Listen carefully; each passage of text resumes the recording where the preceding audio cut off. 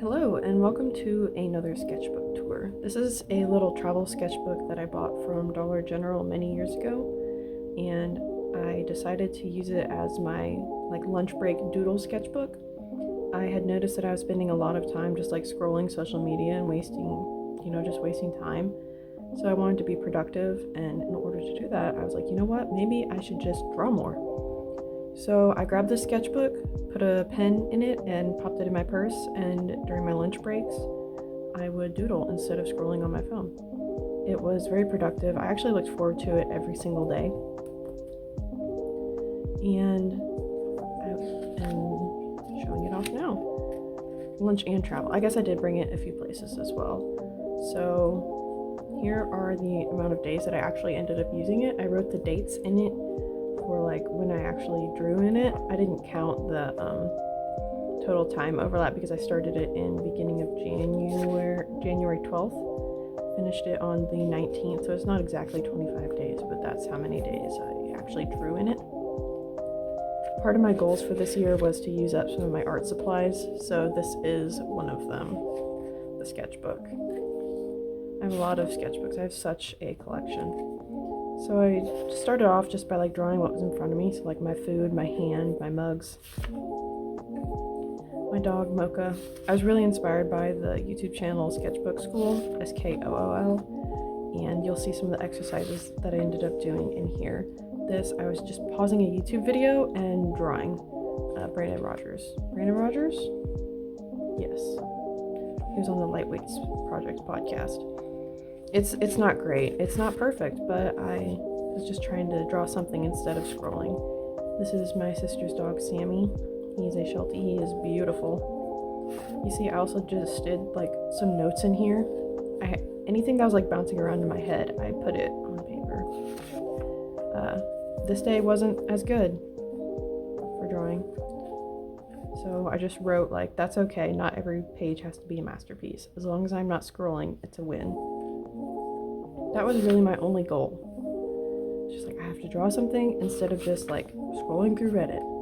And I got used to it pretty quickly. I did better. This is my lunchbox, you see, just drawing stuff in front of me. And I liked drawing the zipper so much that I did it again. My pears went bad, so I drew some bad pears. I think that's just kind of funny. Thinking about my new haircut, how I have to style it now. Another silhouette. This was just a place for me to try activities and do loose sketches. Wacky forks. They're not great, but I wasn't on my phone. I had a cavity that was not a cavity. I had it filled and then it was hurting my mouth the next day. And this is my dog Mocha. I drew her a lot because if I didn't know what to draw, I would just open up my phone gallery. And my dog is, of course, the majority of my photos. So I ended up drawing her a lot. I planned out some OCs, some original characters, drew my vegetables. And you can kind of see my crazy brain pathway here because I was okay, these are the veggies that were in my lunch. What else is a veggie? Veggie Tales. And then what are onions like? Ogres. So I drew Shrek. Honestly, it's whatever I was thinking. This is kind of just a stream of consciousness sketchbook. I'm showing you everything. I'm not hiding anything. It's not inappropriate or anything because, again, I was doing this at work, so I was I have to keep it PG.